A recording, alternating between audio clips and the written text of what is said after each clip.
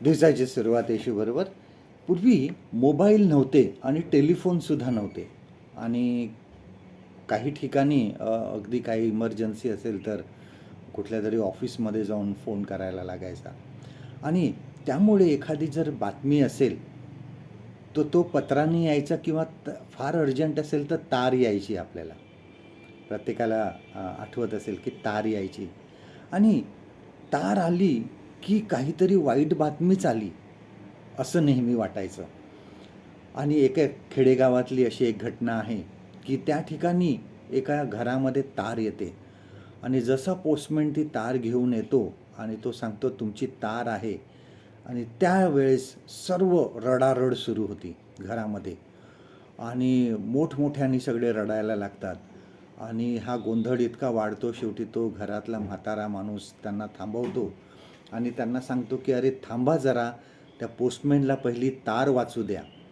आणि ज्यावेळेस तो पोस्टमॅन तार वाचतो, कारण त्या घरातल्याला कोणाला ती लिहिता वाचता येत नसतं, आणि मग तो पोस्टमॅन तार वाचतो आणि सांगतो की त्यांचा मुलगा जो आहे, जो शहरात गेला होता, तो चांगल्या मार्काने पास झाला आहे म्हणून त्याने ती तार केली होती.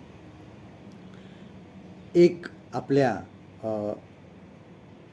ठिकाणी आपण जरी आता सध्या आहोत, आपला जर मोबाईल रात्री 1 किंवा 2 वाजता जर वाजला तरी आपल्या मनामध्ये काहीतरी शंकेची पाल चुकचुकते आणि आपल्याला असं वाटतं काहीतरी वाईट बातमी किंवा वाईट विचार आपल्या मनामध्ये येतो की काय झालं असेल.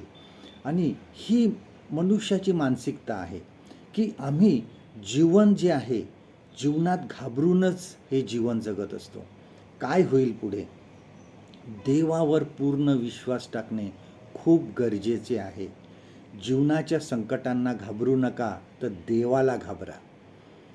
बघा, स्तोत्रसंहिता 112 मध्ये स्तोत्रकर्ता देवाचं भय धरतो आणि त्यामुळे त्याच्या ज्ञानामध्ये, त्याच्या आज्ञेमध्ये तो आनंद करतो, त्याच्या भयामध्ये राहतो.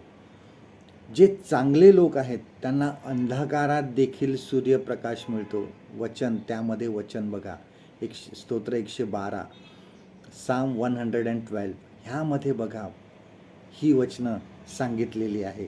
असे नाही की आपल्याला जीवनामध्ये कधीच वाईट बातमी ऐकायला मिळणार नाही, पण त्यासाठी रोजचा दिवस, रोजचं जीवन भीतीमध्ये जगायची गरज नाही. देवावर विश्वास ठेवता, ज्यावेळेस तुम्ही पूर्ण देवावर विश्वास ठेवता, पूर्ण देवावर भरोसा ठेवता, त्यावेळेस तुमच्या जीवनातील भीती निघून जाते. आजचं देवाचं वचन आपल्यासाठी हे आहे, स्तोत्रसंहिता 112 आणि 7वं वचन, साम 112 अँड वर्स 7.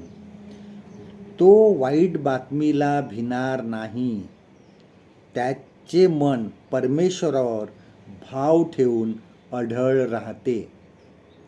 परमेश्वर करो आजचा दिवस तुमचा आशीर्वादित करो.